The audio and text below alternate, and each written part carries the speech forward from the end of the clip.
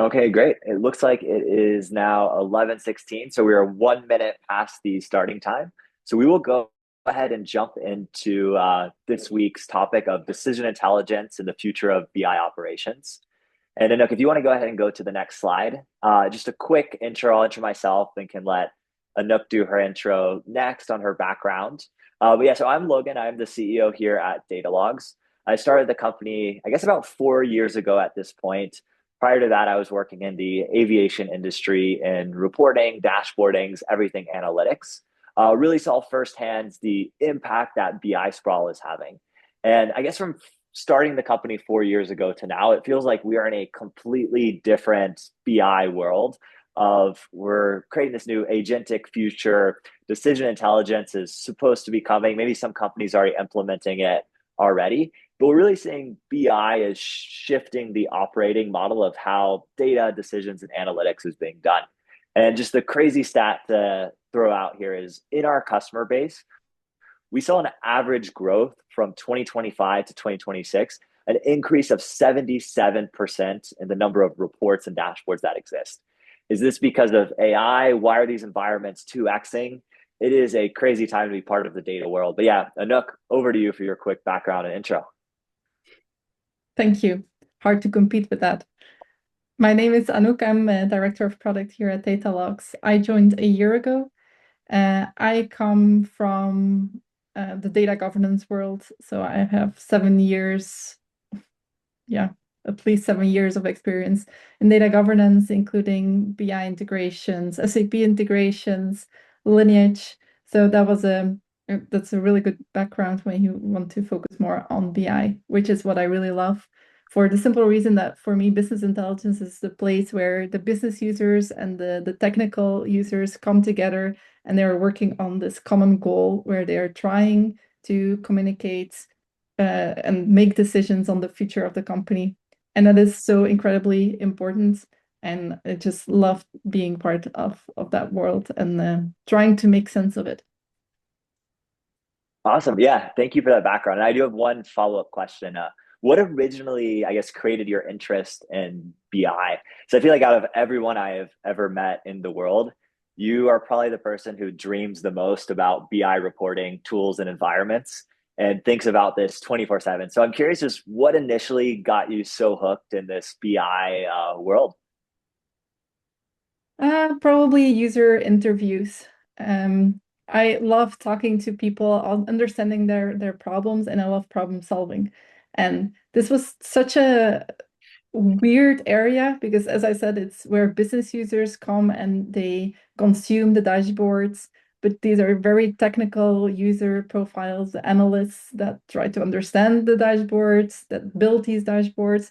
And it was just amazing to see all these different people working together to make sure that the end result is that people can make decisions based on the dashboards that were created.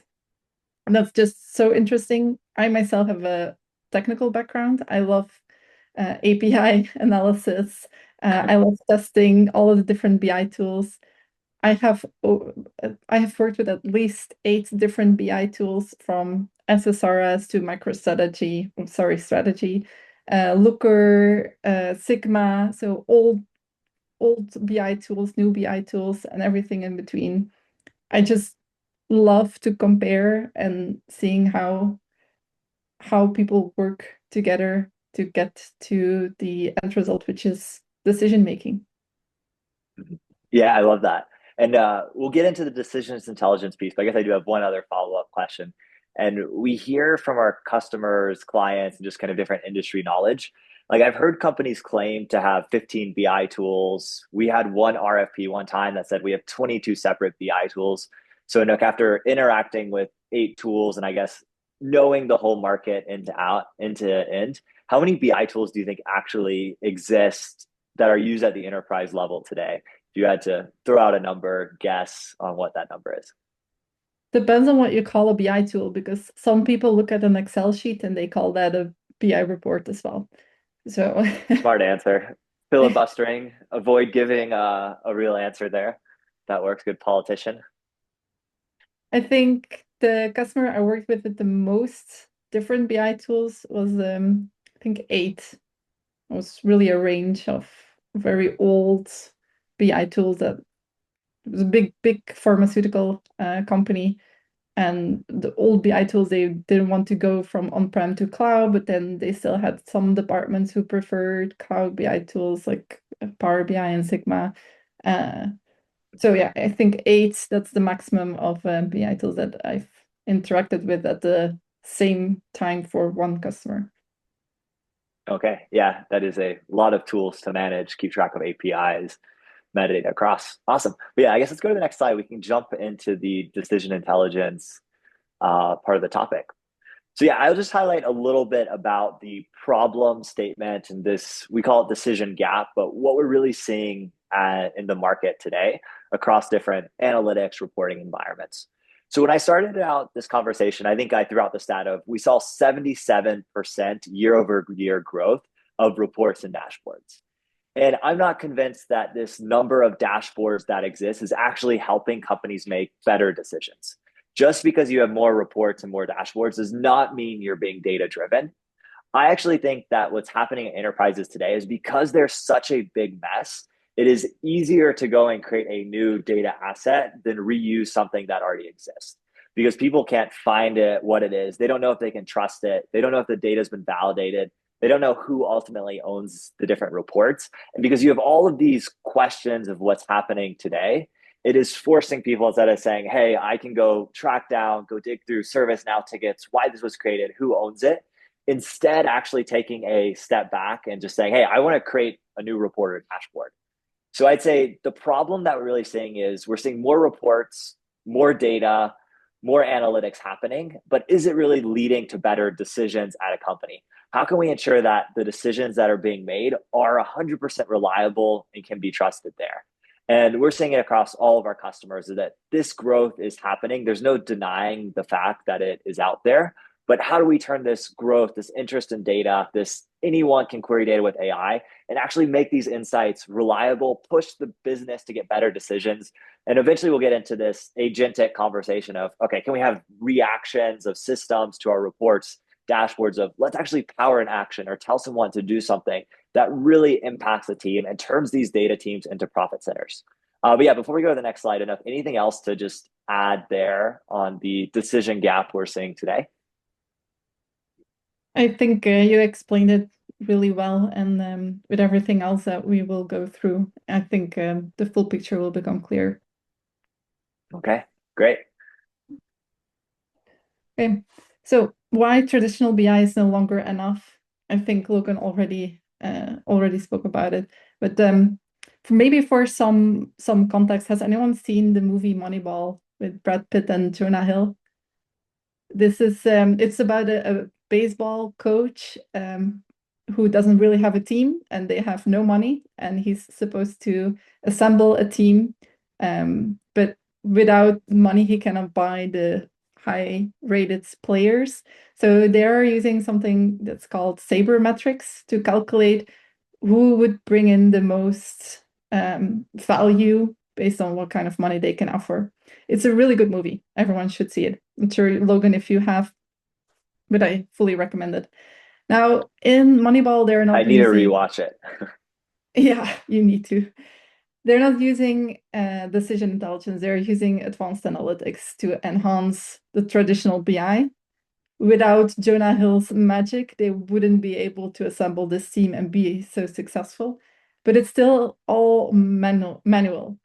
Not everyone has a Jonah Hill in their company, and even if you do, there's a big risk to depend on just one person to be able to make sense of everything and help you make these predictions. That's why there is decision intelligence now, where we can automate Jonah Hill and all of the analytics.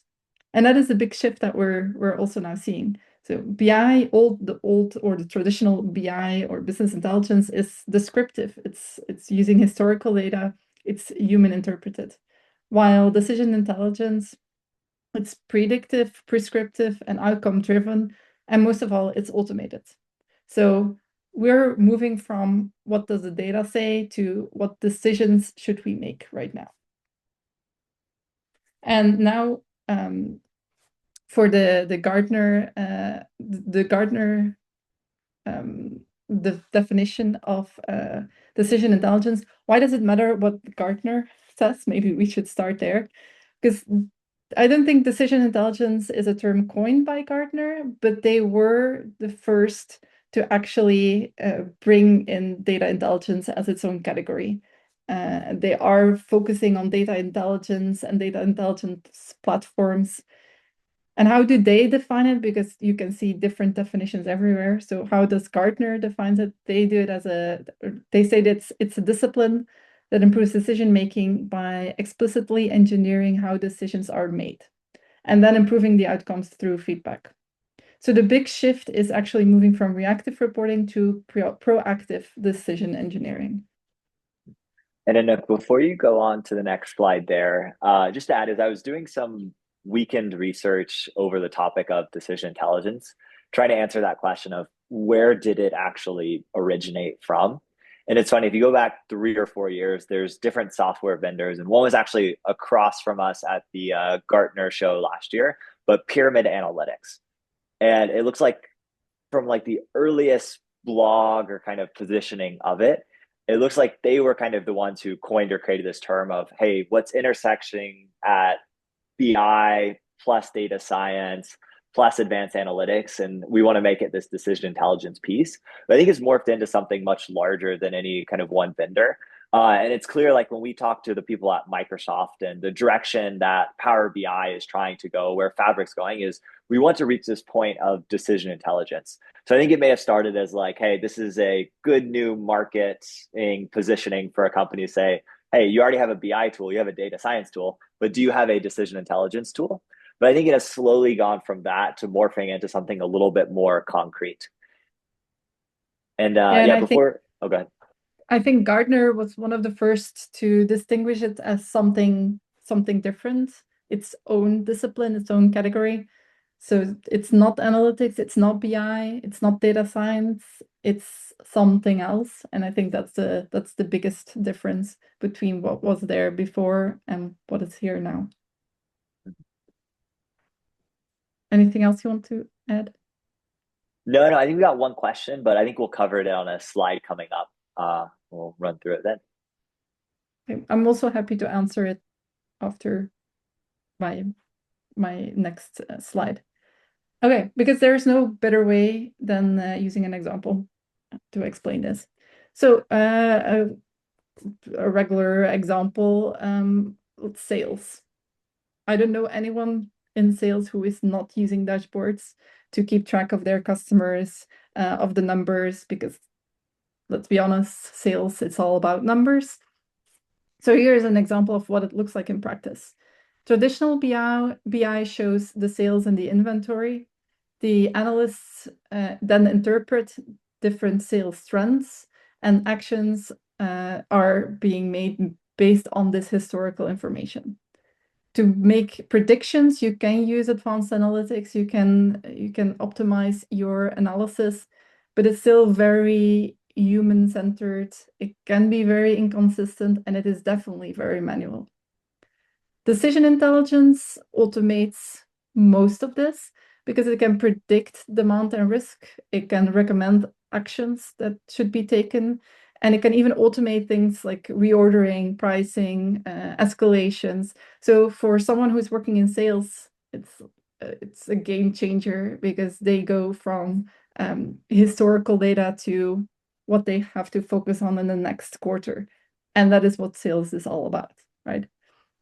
So the decision intelligence, the fact that it's automated and it has AI embedded in it also means that it is constantly learning from these outcomes, and it can reiterate and improve based on decisions that were made in the past.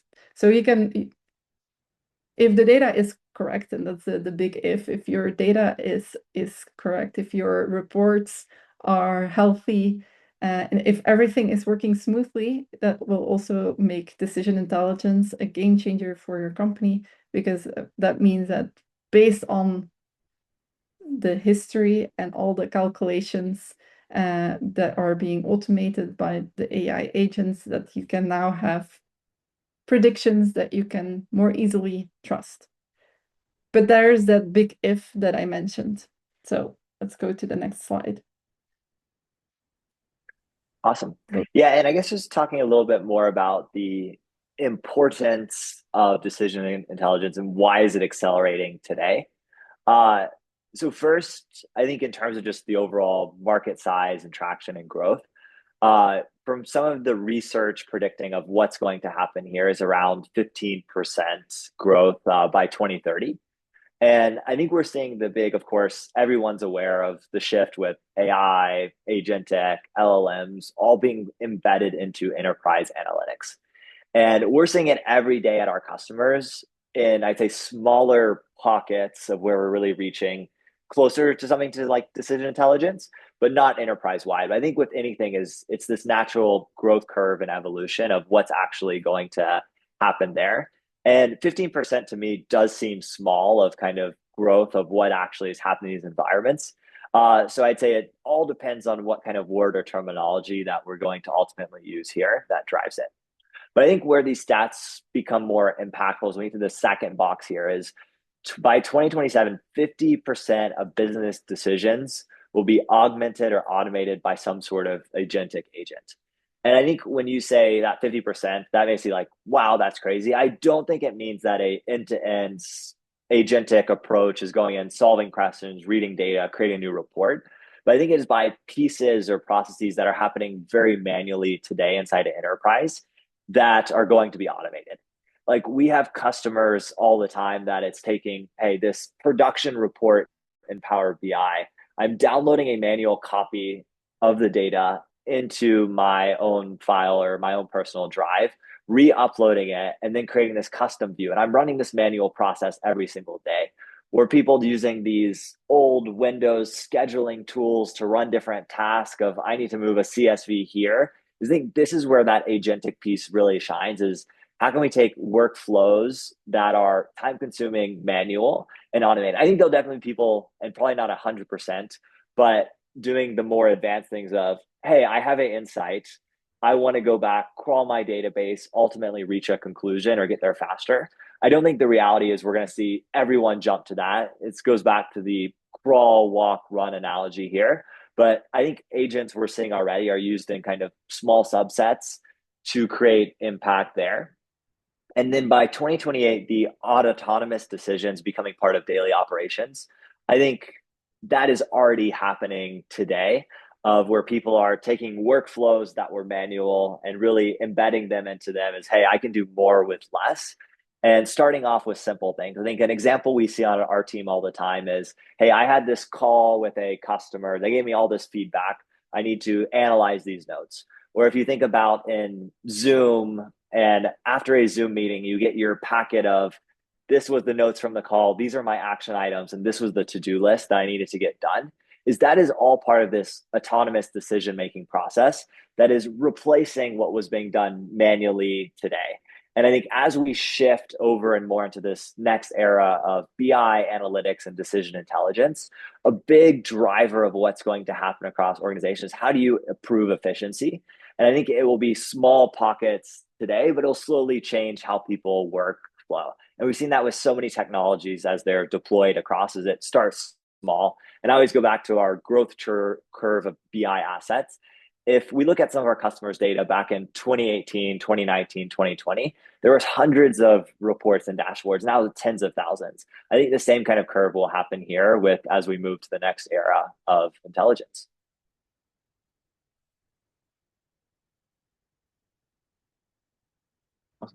Yeah, and just in terms of the overall market trends, what we're seeing with decision intelligence is it's really becoming a core mandate across systems. I think this is partially due to that what we talked about before of hey, what started as kind of vendor terminology and what we're using is slowly being picked up by the big players in the space. Microsoft is rebranding a large part of Power BI and Fabric Suite to Power Decision Intelligence. And I think it's carving out a part of budget of how do we take reactive analytics to make them very proactive. I think a better measurement of this is ultimately what we're spending on data, AI, and analytics as a whole. It doesn't need to be broken into these subcategories of, hey, I have a decision intelligence versus BI versus advanced analytics tool. But looking at this market as a whole, I think everyone's very clear it's going to be growing, increasing. I think what we see in almost all of our customers is once you get your hands on good data and good insights, it's almost addicting. You want more and more of this to make decisions. And how do you take these static or old reactive reports, turn them into proactive, embed that into your workflow to actually make a difference?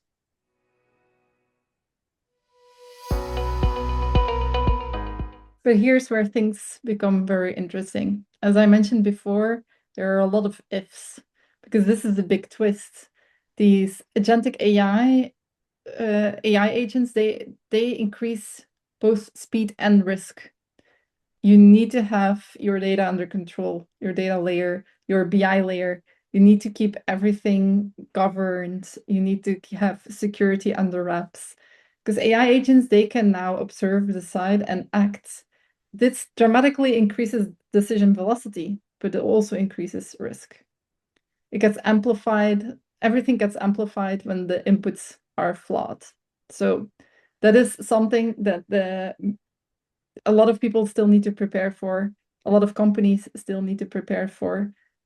I don't know a lot of companies that are really there in the sense that they have their whole BI system under control and it's fully governed, even though they try, just because of what Logan said, there is just such an increase in BI sprawl and reporting in the semantic models in Power BI that are being created, or Tableau data sources that are being created on the fly. Self-serve analytics was also a really big game changer some years ago, but now people are finding that there is just too much information, too much duplicate information available in the BI system.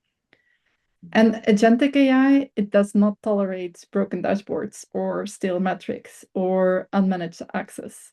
It doesn't really care for that. So the BI foundation suddenly becomes mission critical. Yeah, and just to add to this as well is like I guess another kind of quick story about what we're seeing at some of our customers is that growth rate that we talked about of BI is increasing, and I think AI is making it very, very easy to go from initial dashboards to the time to actually create something new is what used to take a month or 2 months is now down to a couple minutes, couple hours, worst case scenario, because you can kind of similar to vibe code different apps. You can vibe code, text prompt, dashboards, reports. So we have AI LLMs creating dashboards on a environment that already had BI sprawl. And it's almost like this snowball effect is as you get more AI generated junk, it is tripling in size. People are asking more prompts. You have the wrong underlying data because it was all built on a messy environment. And this environment is getting amplified and amplified and amplified, where it's so much harder to figure out what is accurate, what's reliable, what's truth versus what is an AI slop generated report that ultimately prevents you from getting there. So when we look at most customers is like, look at this environment. You can literally start, delete 70% of things in there, get your foundation right, get your 100, 200, maybe it's 1,000, depending on side, the 10% of things that you can trust, your business users rely on, build that as your kind of agentic foundation versus saying, hey, we want to open up access end to end and just going to create more junk on top of junk.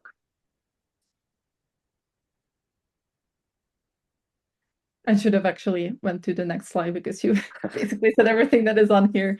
But yeah, and also to answer the question in the chat, thank you, Frank. Most enterprises aren't ready to automate decisions, and that is definitely true. Also depends on the enterprise size, and we have a slide a little further that explains the maturity model that we have. You need to have good governance in place, good security in place, and then you also need to look at cost. For example, I've worked with a customer and they created a Power BI capacity sprawl, I would call it. They have so many capacities and some aren't even used, but they still have workspaces in them with maybe 2, 3 reports and 5 semantic models, and just doesn't really make sense. There are also in other sources, like I also had a customer with 10 different Tableau tenants. Few of them Tableau Online, few of them Tableau Server. It's really difficult to keep track of everything if your data lives in so many different places and so many different platforms. And it's not just the data, it's also the reporting that lives in so many different places. So you need a good catalog to have one view on everything. And then you need a governance tool or a governance team that can manage all of the reporting layers. So yeah, why do many decision intelligence initiatives fail today? Because the enterprises are still struggling with BI sprawl. And that is the first thing you need to get under wraps. 85% of BI and analytics projects fail because of this reason. There's bad data, the cost, this costs a lot of money. 40% of dashboards go unused, a lot of wasted licenses, and a lot of organizations run more than one BI tool. It's really not that difficult to imagine that the big enterprise has 5 different BI tools. It happens.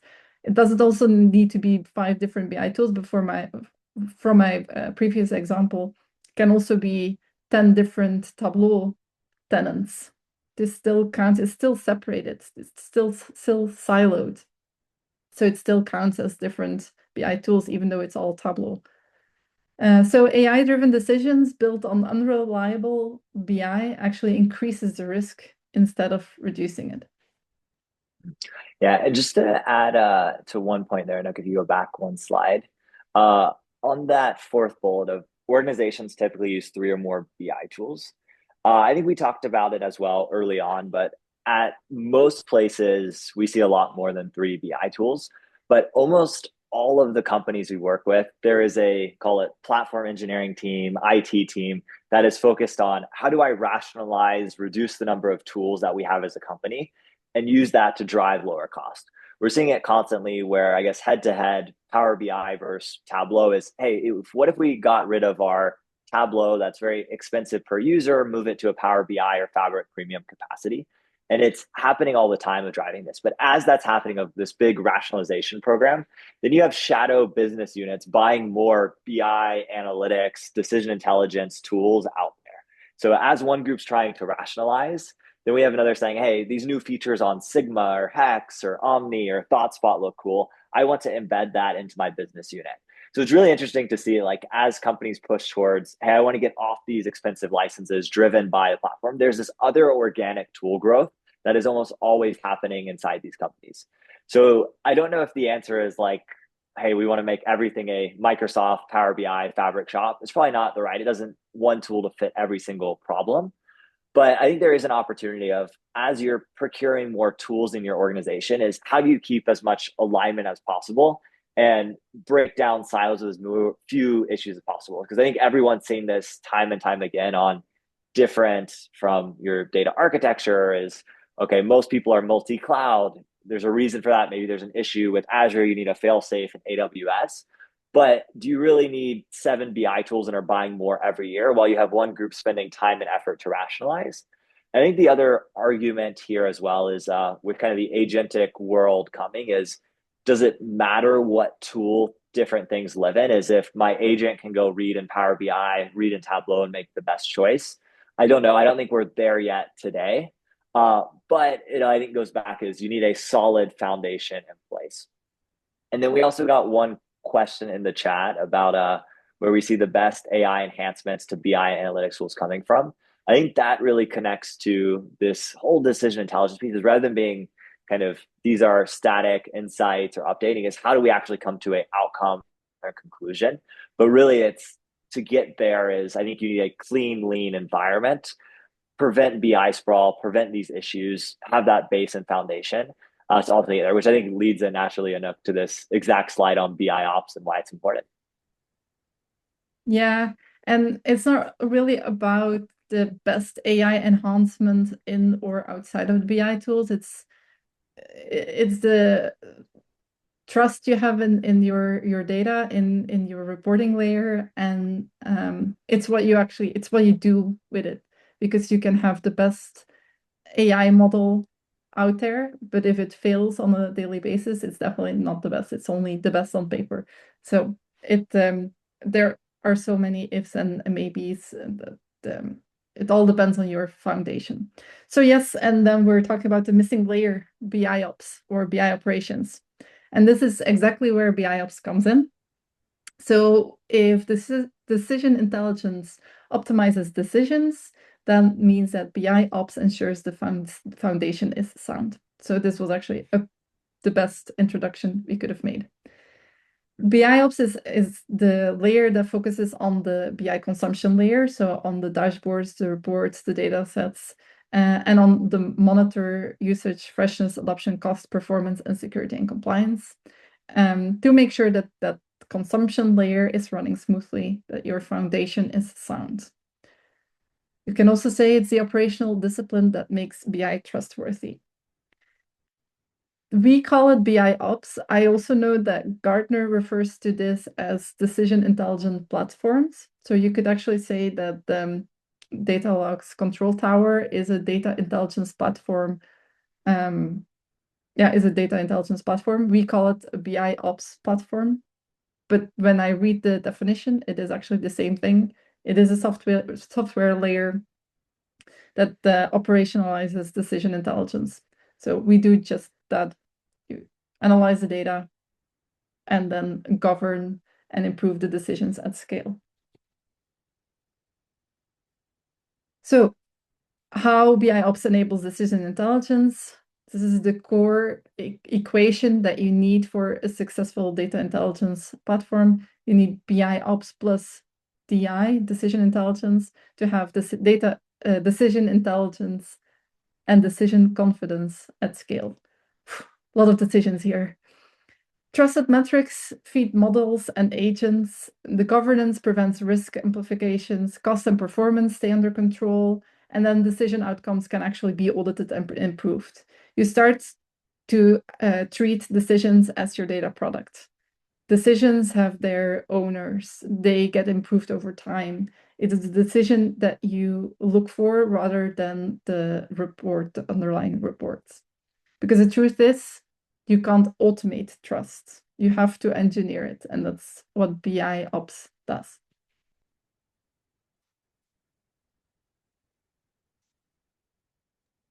Awesome. Yeah, and thank you for running through that. And this is just to highlight a little bit of kind of where we at Datalogz fit into the picture.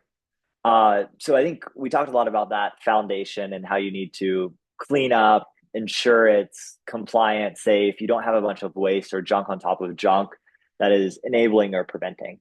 So where we're really seeing our fit at Datalogz is by automating that process to govern, clean, manage these environments at scale, is that we're able to get them fully ready for the decision intelligence era. So by giving visibility, adding instant guardrails, optimizing your current costs, preventing things from getting out of control is in a few clicks that is enabled and maintained. And what we like to kind of position say is how in the fastest way possible with the lowest amount of effort do we create the largest impact for your current analytics foundation, but also for the future 3, 4, 5 years that you're building upon. And because almost every BI environment today is a absolute mess where it was self-service for years, no real governance process. In the data world, you have maybe a bronze, silver, gold layer. Once it hits BI, it is truly the Wild West and just chaos. But we are automating that process to take that chaos, move that to clarity that then enables the decision intelligence, the augmented analytics into the future. But I think you can go ahead and go to the next slide there. Yeah. And this is a little bit about how we view the progression of most companies from going from kind of reactive BI to starting to diagnostic. So we're understanding the environment a little bit more, prescriptive on very what questions to ask, and eventually getting to augmented decisions where it's AI assisted. And I say most of our customers today kind of fall into this structured versus AI assisted, where you are using different LLMs to make decisions. You're creating more and more.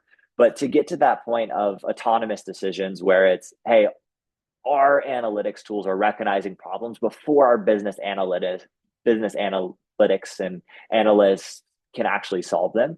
Is that's the direction that things are heading there. But you have to solve the problem today, make sure it's a clean, lean, efficient environment to ultimately get to that agent driven approach.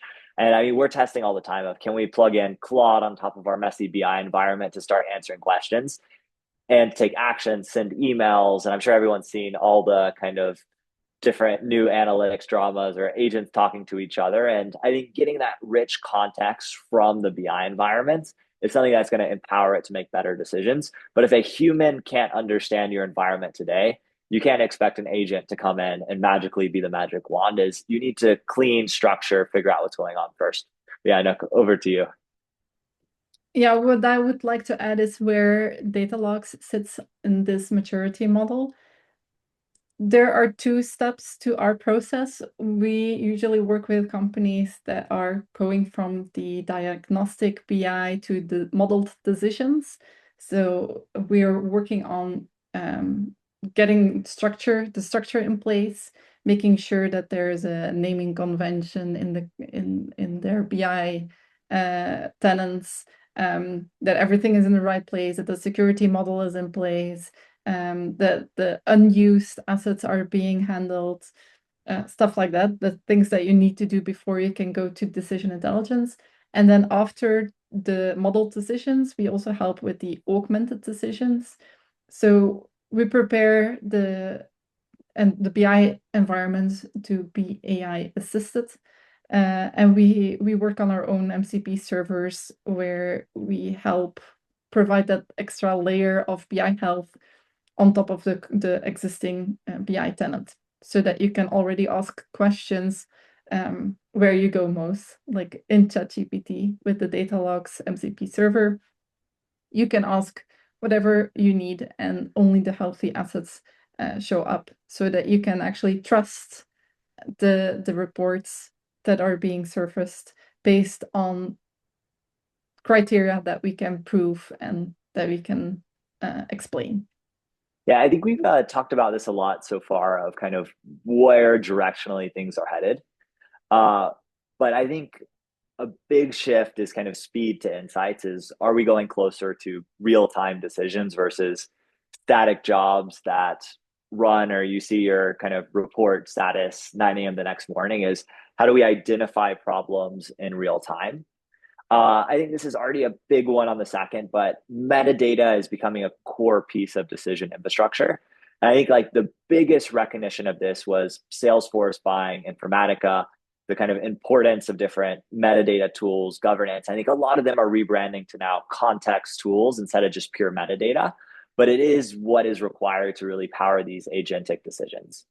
And then also changing of how do we actually understand why decisions are being made versus just kind of, hey, this is how it was reached, but really understanding at a in-depth level of what's happening on the background there. But yeah, we can go to the next slide.